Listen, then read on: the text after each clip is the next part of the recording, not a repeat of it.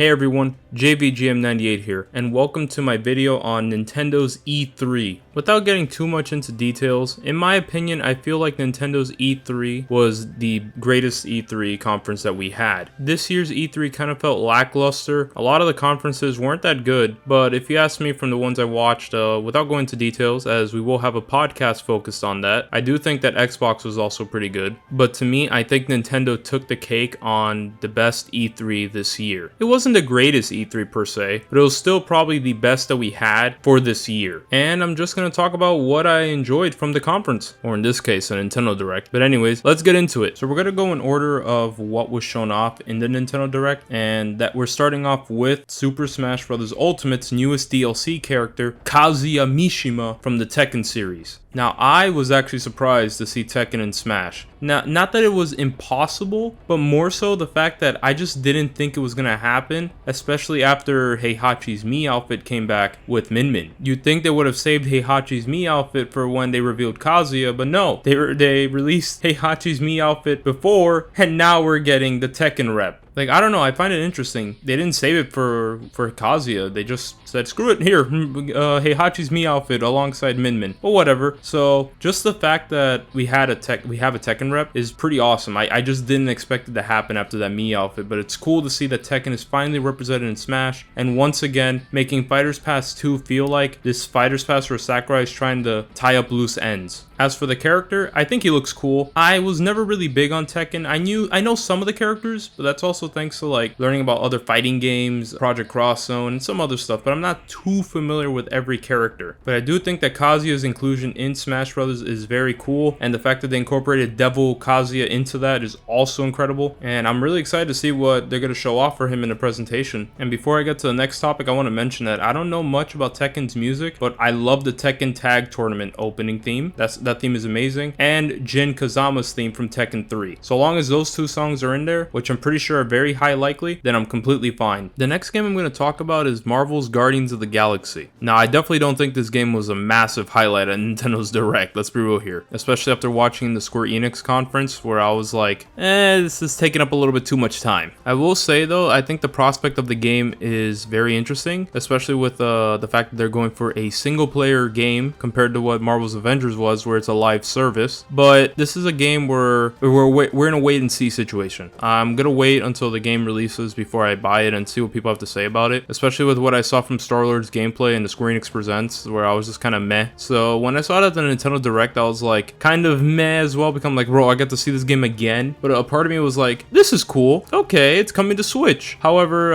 it's a cloud version, so the way it's coming is via cloud, kind of like what they did with Resident Evil 7. So I just wanted to highlight that, because I honestly did not expect to see this game at on the Switch, and it's just an excuse to talk about it. Hopefully it's good, that's all I ask, really. But I don't know, man, it's like I'm tired of these cloud games, bro. It's like just make the effort to actually port over the game, like tweak it up. But whatever, I guess we got cloud versions, so if you're looking forward to that, yeah, there you go, there's a cloud version of Guardians of the Galaxy. The next game is going to be Super Monkey Ball Bananamania. This game got leaked, and other than that, I'm not really too familiar with Super Monkey Ball. The only things I know about the series is that Ai is in Sonic Riders, and that he's a playable character in the Sonic racing games. Besides that, I really don't know anything about Super Monkey Ball, but I have heard good word of mouth from people who have played the game that it is a phenomenal game. And if you watch my reaction highlights video, you hear my friend going apeshit. He lost it. Now, I'm not too sure what this is. Like, I don't know, is this like a remake? Like, I don't think this is a remake, because I think from what I saw is that it's like a compilation where it's like, I think it's just different like stages from those specific games put into one. I could be wrong, but regardless of the case, I think it's pretty cool that we're getting a new Super Monkey Ball game, especially for those that have been waiting patiently and eagerly to see one. So I hope for those that have been waiting for Super Monkey Ball, you finally get your fix. Next up is Mario Party Superstars. Now, I am not a big Mario Party player. Like, I don't buy Mario Party games. I usually just have my friends, I wait for my friends to buy them, and I just end up playing it at their homes or anything like that, or group meetings and all that stuff. Like, I'm not someone who buys Mario Party games, but I know that people love the games. People have been eagerly awaiting to see like Mario Party return to form, kind of. And, you know, with this compilation, it seems to be bringing like the best of those stages. And and I think people are going to be really excited for that. Like, at least from what I've seen, my friends and my reaction went crazy. They were like extremely happy. So I hope for those that wanted a really good Mario Party game, you guys finally get it here. Alright, so this announcement is like, to me, the second biggest thing at Nintendo's E3 Direct. I didn't mention the first one, but the first one was, you know, Kazuya Mishima. I didn't state that earlier, but yeah, Kazuya Mishima was the first major thing at the Nintendo E3 Direct. Now this is the second one, and that is Metroid Dread. Finally, a new 2D Metroid after so long. I believe the last new one we had was Metroid Fusion on the Game Boy Advance, I believe.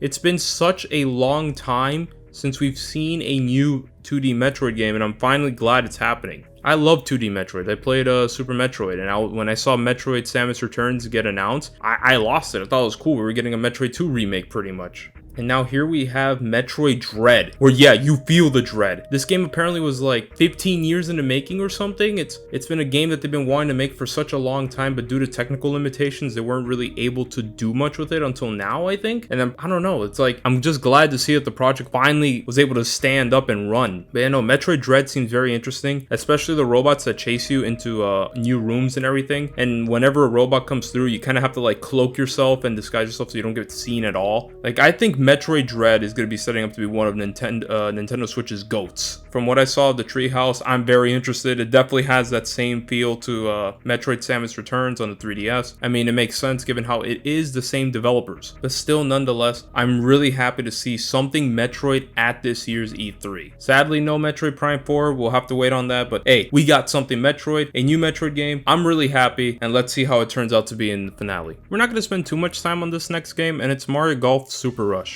The only thing that was really shown off for stuff about this game was that we're going to be getting content, like free DLC stuff, kind of similar to Mario Tennis Aces, where we're going to be seeing new characters come in, new stages, which I think is pretty cool. That all this is coming free, I believe, so I think that's really, really awesome. Like, I believe later on, we're going to be getting a new Donk City stage, actually, which I think is absolutely cool to see. So hopefully, for people who did not get their characters in Mario Golf Super Rush, you finally get a character, the character that you wanted to see in the game, added as DLC, like what Mario Tennis Aces did. Like, it added Diddy Kong and Birdo as free DLC characters. They had even added Pauline, which was awesome, and Pauline's a base roster character in Mario Golf, which is awesome. So for the people who did not get their characters, let's see, like for example, I don't think Diddy Kong is in Mario Golf. Maybe we'll see him as a free DLC later on down the line. Same goes for a character like Birdo. Hopefully that ends up happening, and let's see what other stages they end up choosing. I think there's a lot of stages that they can choose from newer Mario games to even older Mario games. You know, Mario Golf is around the corner, so for those that are getting the game, I hope you guys enjoy it. So I think this game might be the third big one announced, and that's WarioWare Get It Together. I have yet to play a WarioWare game. I've heard so many good things about the WarioWare series, but I have not touched one yet. From what I've seen of people playing the game, and just, you know, from the new trailer, the game looks like stupid fun, you know what I mean? It looked like party games, really. I've heard nothing but, you know, praise for this series and how fun it is, and Intelligent Systems does a really phenomenal job, and WarioWare Get It Together looks like it's gonna be a bang, and I just hope that when the game comes out, it's great. But yeah, no, this is definitely the third biggest thing, because a lot of people really want to see a new WarioWare game, especially now on the Switch, and now that we have it, I know a lot of people are like extremely happy with this, so hopefully that lives up to the hype, and for those that play the new WarioWare game, end up having a blast. Going from the third to the fourth biggest thing announced at Nintendo's E3 was the new gameplay footage of Shin Megami Tensei 5. Bro, about damn time that we get to see some gameplay of this game. All the trailers that were shown off were cool, just like, you know, your typical SMT stuff where you're not really sure what's going on, you just know that I'm gonna use some demons to whoop some ass. So we finally got to see some gameplay, and to me, the game looks phenomenal. I love everything that I'm seeing. I don't know if it's gonna be dumbed down, because I feel like some people have said that, how like there's like less weaknesses or something, and people said it feels too Persona-ish, I guess, with the way the stats work. Someone translated the stats, I believe, and they don't stack anymore or something. I could be wrong, but regardless of the case, the game looks great, and I cannot wait to see more. I love the design of the main protagonist as well. Like, bro, he looks beautiful looking man, bro. And not only that, with his long hair, bro, beautiful. I know why the game took forever now to make. They had to get those hair physics to work and everything like that. But yeah, no, it's like, I love everything that I'm seeing about this game, and I can't wait to see more. Shin Megami Tensei 5 for me is definitely going to be a day one buy. Now I gotta make sure I play SMT game beforehand, because bro, I have SMT 3 and 4 and I have yet to play them. I need to stop slacking and play one. I'm probably gonna play SMT 3 first, who knows. But yeah, no, SMT 5 is looking going to be phenomenal, and I can't wait to get my hands on that game. Next is a game series that I have yet to play, but for those that have played it, I've heard nothing but praise from this series, and that's Danganronpa. People who have played this game have told me that these games are like amazing, and I believe this whole series that's coming to the Switch is going to come with an extra 4th game or something. I think it's like 3 main games in this 4th one, like what, Danganronpa Decadence or something, I believe. I'm not too sure. I'm not really big on Danganronpa yet. I haven't even tried it. I may one day try it now that it's on the Switch, that I can get the whole collection. I feel like this was a long time coming. The Danganronpa series on Switch, it just feels right. So for Danganronpa fans to finally get these games on Switch, I'm really happy for y'all, and I hope you guys enjoy your game. Alright, next is going to be Mario Rabbids Sparks of Hope, the brand new Mario Rabbids game. I'm not going to spend too much time talking about it, especially since that we did see this game prior to Nintendo's E3 Direct, and it was at the Ubisoft Direct, whatever you want to call it.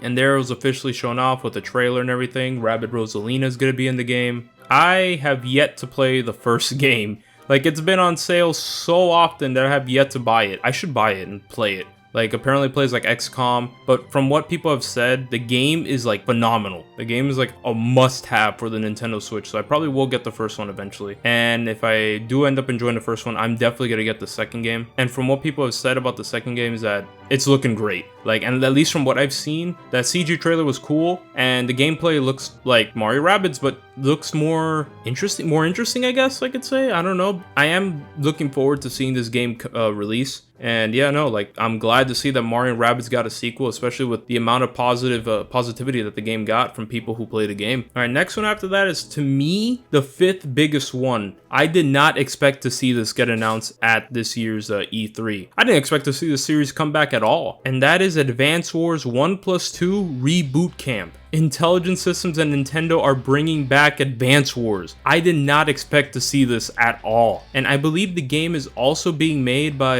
another developer. I believe it's being made by WayForward as well, the guys who make Shantae and everything. I love the art style that it's going for. It's going for this cutesy looking design and everything looks bright and beautiful. But I'm just shocked to see that Advance Wars is coming back. You'd think that if Nintendo's gonna bring back another IP, it'd be something like Golden Sun or F-Zero, but no, they're bringing back Advance Wars instead. Wait, hey, no complaint from me. I think it's pretty cool that Advance Wars is coming back. About damn time. I hope to see this more often with Nintendo bringing back some of their older IPs for people to try out. I have yet to play any Advance Wars game, but from what I've seen of the game and what people have told me, it's basically Fire Emblem, but in modern times, you know, so where you have tanks and, you know, planes and everything like that, but not really as well, because it's like has also its uniqueness and everything to it. I need to definitely try out Advance Wars. I don't know if I'm going to get this game at launch. I do want to eventually try to get my hands on it. It's going to be $60, so I might end up waiting a little bit more, maybe for a sale. I'm not too sure, but I definitely want to get my hands on the game and play an Advance Wars game for the first time. Alright, so we're saving the Zelda stuff for last here, guys. So the next thing we're going to talk about is Hyrule Warriors Age of Calamity's DLC. We finally got to see a good look at the first stuff that's going to be coming to the DLC, and I do feel like it's a little bit lackluster, but it's fine because I believe the next stuff that's going to be coming out, the big stuff, is going to be where everything is going to be at. But I will say there are some cool highlights to this. I think 2 major ones for me at least. Number 1 is that we're going to be getting a playable Guardian, which is going to be really cool. Supposedly, from what I saw, it's a reprogrammed Guardian. They were like, alright, let's fix it up, boom, now it's good. But yeah, no, I think a playable Guardian should have been in the game for a while, and I'm glad to see it's finally happening now. And the other thing is that the Master Cycle will be a weapon in the game, but interestingly, it's going to be for Zelda, actually. Like, I honestly expected to see Link on the Master Cycle if that was to come in, but no, it's Zelda, and it's a new weapon for her. And I've already seen some videos of the of her playstyle, and it looks stupid fun. So here's kind of hoping the next DLC wave brings in a new weapon for Link, kind of similar to what it was in Hyrule Warriors, where Link was on Epona. So I kind of want to see that as well, where Link just rides a horse and just starts destroying all his enemies. I don't think it will happen, but I think it'll be funny nonetheless. I mean, hey, if we have Zelda on the Master Cycle, then yeah, we can definitely have a Link on Epona in this game. And of course, the final announcement, the 6th big one, and probably the biggest one here, was that we got to see new footage of the sequel to Legend of Zelda Breath of the Wild. I'm not a theorist, so I can't really, I'm not going to jump into the theory wagon, but this trailer looked great, and they're doing something where they're trying to like hide Link's face for some reason. I've kind of noticed that, like if you notice throughout the trailer, they're kind of hiding Link's face, like specifically the one that looks like it's in Skyloft. I mean, I'm gonna call it Skyloft. It's probably not Skyloft, but like, you know, the floating islands essentially. The person that looked like Link, they're mysteriously covering up their face so you can't see how they look. The only time the character looks like Link is in the section where you saw him in the champion's tunic and everything. Also, something happens to Link's hand in the trailer. Like, it's like, what, it looks like he loses it. I don't think he loses it, but like something happens that becomes like possessed for that. So it looks like where he uses his runes in order to, like, you know, attack the enemies. Like, for example, I saw the one where he, you know, he stops the enemy's movements and then like he kind of forces the ball with the spikes to move. I thought that was pretty cool to see. What I'm very interested in is the fact that, you know, we see Zelda fall off, you know, the place where she was at, and like it looks like she kind of falls to her death. I'm pretty sure she's not dead. I hope this doesn't set up a precedence where like Zelda isn't playable, because I would love to see her playable, but I don't know, only time will kind of tell on that end and all that stuff. The other theory that people are saying is that Link